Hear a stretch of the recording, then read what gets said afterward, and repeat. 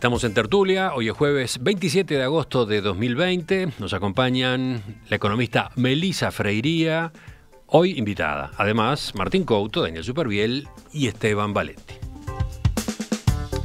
Otro tema bien candente justo de estas últimas horas. El Poder Ejecutivo presentó ayer su proyecto de presupuesto a los legisladores de la coalición multicolor. Es austero, de ahorro, pero con una profunda vocación de sensibilidad social, dijo luego el presidente Luis Lacalle Pou en conferencia de prensa en Torre Ejecutiva. En ese texto, el gobierno informó que espera que este año el déficit fiscal crezca hasta el 6,5% del PBI y que la economía caiga 3,5%, pero adelanta que la actividad repuntará el año próximo y comenzará entonces a reducirse la brecha fiscal. El objetivo para fines del quinquenio es un déficit fiscal de 2,5% del PBI. Lacalle Pou anticipó que los pilares del nuevo presupuesto serán la generación de empleo, la vivienda y la educación. Y enfatizó que no habrá aumento de impuestos. Dijo, los bolsillos de los uruguayos no aguantan más carga impositiva. Se trata de un presupuesto que tiene como centro a las personas, la vida de los uruguayos. Podemos decir que aún con las restricciones y con el plan de ahorro y sin aumentar los ingresos, se puede cumplir con los compromisos. ¿Quién quiere empezar ahora? Martín, vamos contigo. Sí, a mí la verdad que se ha anunciado muy poco en términos concretos todavía, es razonable, quedan unos días para el envío del proyecto al Parlamento. Sí, lo que queríamos hoy en la tertulia con ustedes era un primer abordaje, algunos primeros comentarios nada más. Exacto, y además entré de colaborar contigo, Emiliano, y hacer una intervención corta. A mí lo que me preocupa realmente es los anuncios sobre los aumentos salariales, digamos, o la negociación colectiva en el sector público, pero también en el sector privado, que seguramente determinen una caída del salario real, es decir, del poder de compra de la población. Y vinculado al tema anterior de las proyecciones de crecimiento de la desigualdad, me preocupa que entonces el costo del ajuste fiscal se termine pagando más por los asalariados, la clase media, la clase baja, que por algunos otros sectores que yo la verdad tengo una interrogante, porque se habló de los Maya Oro y nunca se habló mucho más, por ejemplo, de la diferencia entre quienes ganan e invierten y quienes en realidad eso repercute en su ingreso personal. La verdad es que no sé si ahí no hay nada para tocar, creo que sí, supongo que sí, en términos de la riqueza de quienes ganaron, porque en esta pandemia, estoy convencido, muchos perdimos, pero algunos ganaron en algunos sectores de actividad. Entonces, en ese sentido, lo que me preocupa es esta caída del poder de compra de los salarios que va a repercutir también en las jubilaciones. ¿Quién sigue? Daniel. ¿Yo? Bueno, concuerdo con Martín que bajar a la letra chica de los números hay que esperar un poco, pero sí me gustaría detenerme en un ángulo, que no es el único, hay muchísimos, de lo que vengo viendo, ¿no? Y obviamente sabiendo que hay opiniones que no están de acuerdo, hay miradas distintas a la mía, no sé cuánto. Yo lo que veo desde un punto de vista político, que es de donde yo más puedo analizar, más que desde un punto de vista económico, que para eso tenemos a la economista Melissa aquí al lado mío, vendría a ser, lo que yo veo es un gobierno haciéndose cargo literalmente, ¿no? O sea, un gobierno ejerciendo la política, un gobierno dando la cara, apostando a un rumbo, convencido de ese rumbo y alineando a una coalición en torno a ese objetivo, convencido de algunos aspectos y que es coherente, muy coherente, por más que a la oposición no le guste, con lo que ha sido su propuesta electoral. Ahí no hay, me parece, sapos abajo de la piedra.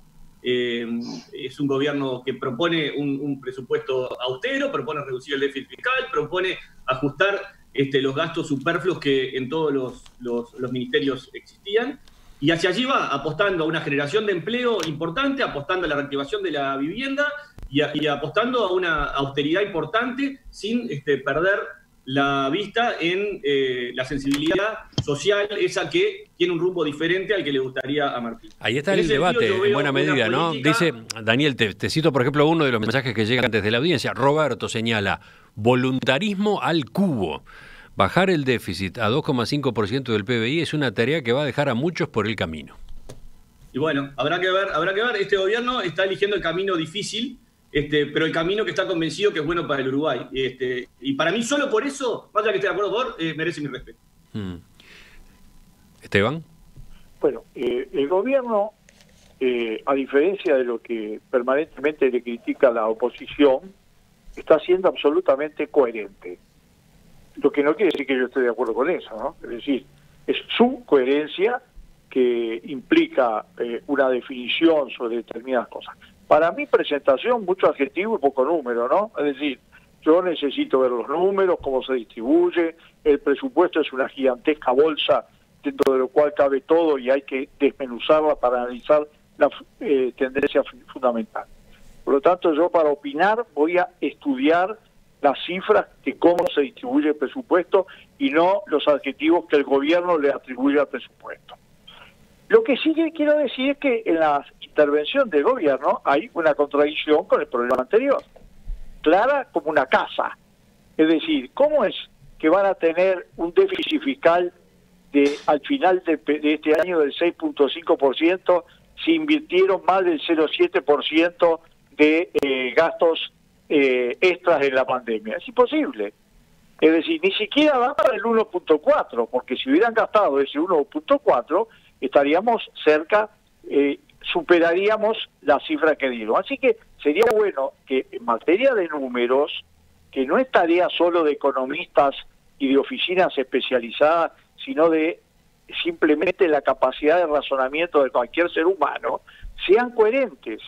Porque yo no me voy a poner a anticipar cómo va a terminar, porque eso depende también de un análisis mucho más refinado.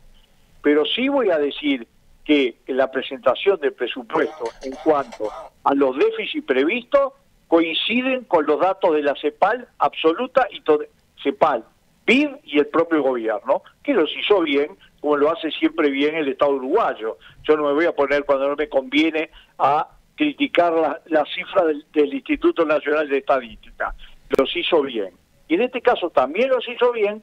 Ahora, quiero decir una cosa, los objetivos que se proponen no son los objetivos que para mí son absolutamente prioritarios, ni son los objetivos prioritarios en el planeta, incluso de economías absolutamente ultraliberales. Todos están,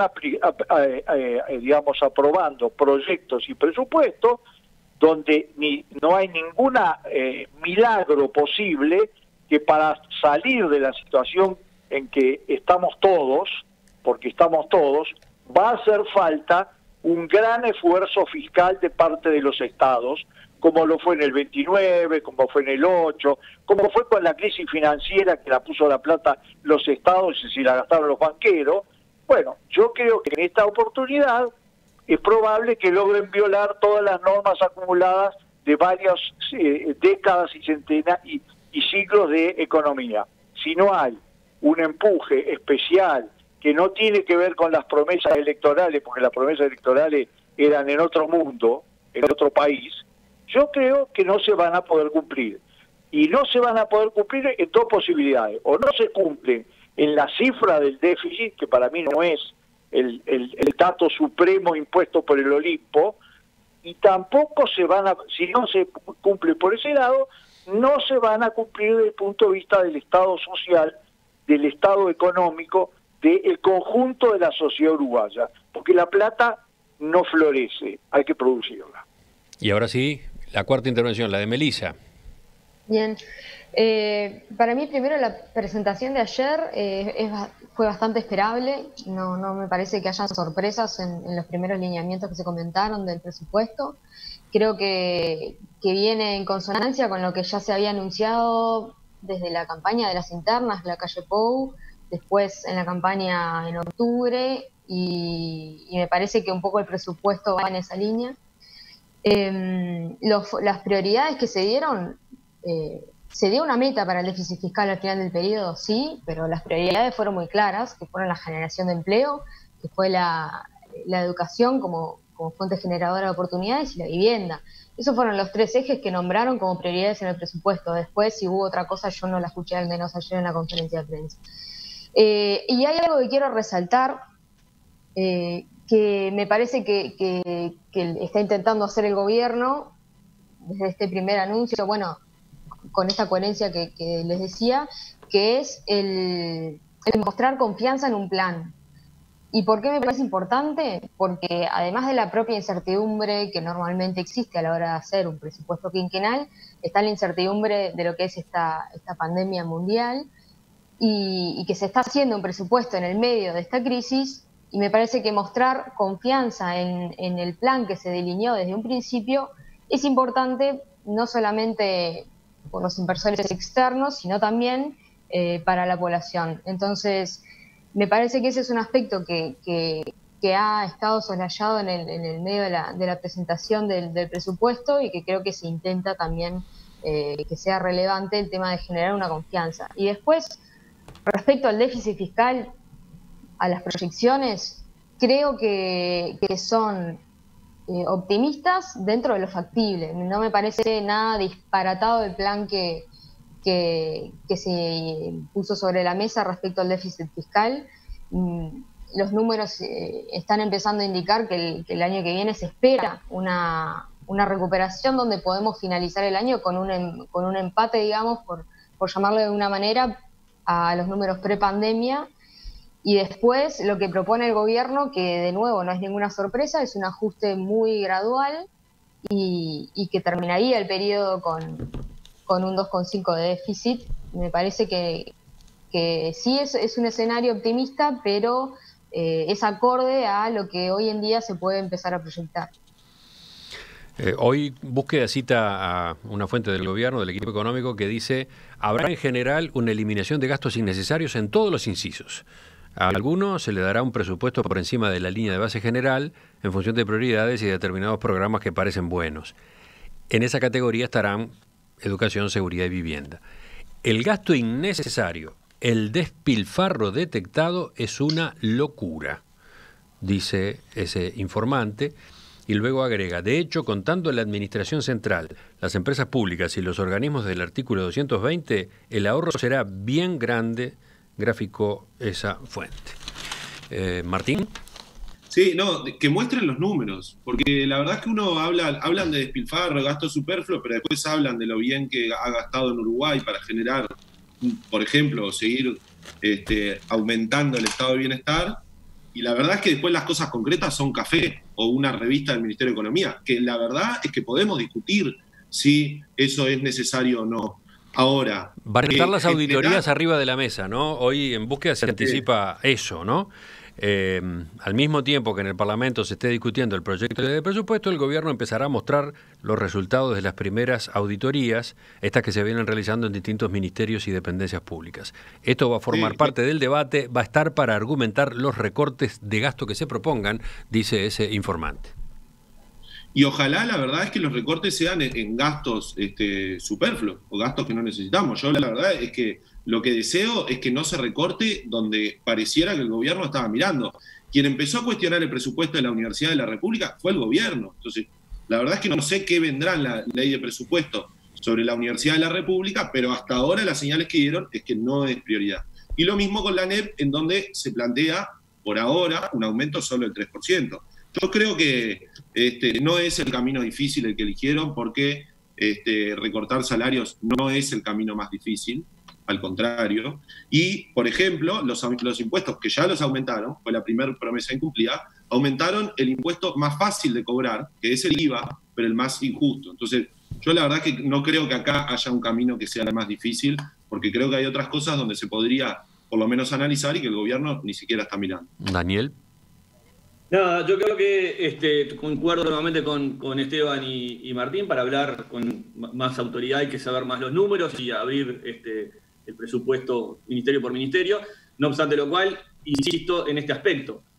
Creo que este gobierno, esta gestión muy política, está haciendo un sinceramiento de las cuentas del Estado, que le viene bien al Estado uruguayo, ese Estado que venimos hablando, que bueno, estuvo a la altura de las circunstancias para enfrentar la pandemia. Este gobierno está haciendo un gran sinceramiento con un rumbo que es realista, como explica Melissa, un rumbo que es coherente con lo propuesto en la campaña electoral, y un rumbo que a mi juicio, y acá es opinión personal, es lo que necesita el Uruguay. Todos sabemos que tenemos un Estado necesario, un Estado que tiene un ADN que va ligado a la nacionalidad y que es bueno para el país, pero también sabemos que ese Estado tiene ineficiencias y gorduras que alguien tiene que sincerar para que tal vez con menos se pueda hacer más, porque a veces más es menos. Y yo creo que a veces al Estado uruguayo le pasa eso, cuando no entras a hilar fino, que es lo que me parece está tratando de hacer este gobierno con este presupuesto muy realista, austero sin lugar a dudas, y muy consciente de que estamos en medio de una pandemia que dejó al mundo patas para arriba. Y Uruguay, gracias a que los motores de la economía no se apagaron, gracias hacia la actitud de los uruguayos, gracias a la firmeza de la ministra Arbeleche, hoy por hoy estamos siendo ejemplo en el mundo entero. Varios oyentes se detienen en esa frase que yo citaba recién de la nota de página 3 de búsqueda de hoy, atribuida a un informante del gobierno, lo de que el gasto innecesario, el despilfarro detectado es una locura. Dice, por ejemplo, Vivian, afirmación muy grave para ser solo subjetiva, urge agregar objetividad al planteo, números y rubros. Y otro oyente, a propósito de eso mismo, señala, despilfarro, bueno, estarán hablando de la caja militar. Eso señala, a ver dónde está el mensaje que se me perdió. Sí, acá está el mensaje que viene. El mensaje que manda un celular terminado en 915. Ayer le preguntaron al presidente de la calle Pou en un momento de la conferencia de prensa sobre el final, a propósito de la, entre comillas, caja militar, que es una forma simplificada de referirse a ese sistema. Allí la calle Pou respondió, primero agradeciendo que hubiera aparecido ese punto porque él lo había descuidado en su intervención inicial, y afirmando que en los planes, en lo que se va a ejecutar en materia de recorte, ahorro, la reforma de la seguridad social es un capítulo importante en el que se empieza a trabajar ahora a partir de la ley de urgente consideración con una comisión especial que está designándose. Allí, claro, ahí hay un frente muy importante, hay un frente relevante de déficit. Lo que falta saber es cómo se va a conseguir en esa materia resultados en este periodo de gobierno, ¿no? Da la sensación de que la reforma va a tener más bien un impacto a mediano y largo plazo, pero queda ese tema abierto allí también. ¿Quién va? ¿Melissa? Sí, si no me equivoco, respecto a eso, lo que se comentó que ya se había formado una comisión multipartidaria, si no me equivoco, para empezar a trabajar el tema. Que sí, cualquier impacto va a ser como mucho a mediano plazo, pero creo que es lo que hace sostenible que después la trayectoria de déficit se pueda corregir en el largo plazo. Por lo tanto, hay que empezarla ayer, esa reforma. Y respecto a los caminos que hoy hablábamos, que posibles a tomar, hay tres formas básicamente de bajar el déficit. Una es el famoso recorte fuerte, o que no te genera ni inflación ni suba de impuestos. Otra es endeudarse, que hoy en día parece ser uno de los peores planes, dada la incertidumbre internacional de las variables externas. Y otro es aumentar impuestos, emitir inflación, que es el peor impuesto que podemos tener. Creo que el camino que se viene indicando hace tiempo por parte del gobierno es el ajuste gradual, y que teniendo en consideración un crecimiento del producto de 2,5% en promedio aproximadamente, son unas cifras que se llega sin demasiado, o sea, con un esfuerzo gradual, pero sin demasiado drama a la meta que nos fijamos de un 2,5. Y de todas maneras me parece impostergable ese tipo de reformas de la seguridad social que se habló, porque justamente es lo que creo que va a poder dejar el día de mañana una sostenibilidad mucho más importante de la que tenemos hoy en día. Esteban, lo último. Yo, como el 99,9% de los uruguayos, estamos esperando, incluyendo la mayoría abrumadora de los frentamplistas, los famosos estudios contables, auditorías externas para saber si efectivamente una impresión que yo tenía en algunas dependencias del Estado de despilfarro se confirma. Y que esos despilfarros no se cambien por otros, sino que se corten de raíz. Eso lo quiero decir porque esa es una sensación estomacal y espiritual que tiene la mayoría de los uruguayos. Y en una época como pandemia, que haya zonas de despilfarro, por ejemplo en el uso de los vehículos, por ejemplo en inversiones innecesarias, por ejemplo en decenas de cosas, hay que cortarlo raíz. Va a representar una cifra mínima, eso está claro. ¿Dónde entramos en la zona de corte en serio? Entramos en la zona, por ejemplo, aunque sea a mediano plazo, pero todos sabemos, sin ser economistas, que cuando se inicia un camino que a mediano plazo asegura una sostenibilidad de un sistema que está actualmente desfinanciado, eso influye en todo el proceso previo. Y yo creo que va a haber que ver cómo es el resultado de la reforma del sistema jubilatorio. En tercer lugar, una cosa muy importante es que si van a... Todo el mundo habla de salarios. El PCDT habla de salario. El otro está bien, sos su socio. Yo no digo que nada, los tiene que proteger, todo lo demás. Pero acá hay que hablar también de otra cosa. Acá hay que hablar de obras.